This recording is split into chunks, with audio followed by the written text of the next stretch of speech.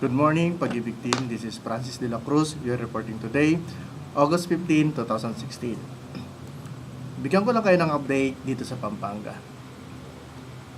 Ngayong araw, bago mag-start ang aming pagtatawag, kinuha ko muna yung mga kanya-kanya namin projection, which is sa collection is nasa 300,000 aming projection, and then 13 curing. And then, bago kami magtawag, nagkaroon muna kami ng meeting regarding sa strategy na gagawin namin ngayong araw dahil sa most of our borrower is binaha yung kanilang lugar. So, napag-usapan namin kung ano yung magandang spills na sasabihin namin sa kanila para kahit paano makapagbayad pa rin sila sa Pag-ibig.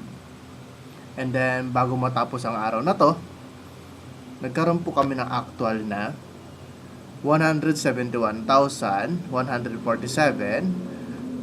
and then nag-end po kami sa out of 13 cured, nag-end po kami sa 9 cured na hindi pa po namin nasama yung aming unconfirmed pa dyan.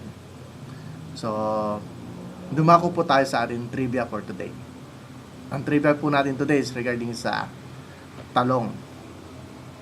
Ang talong ay kabilang sa pamilya ng mga berry.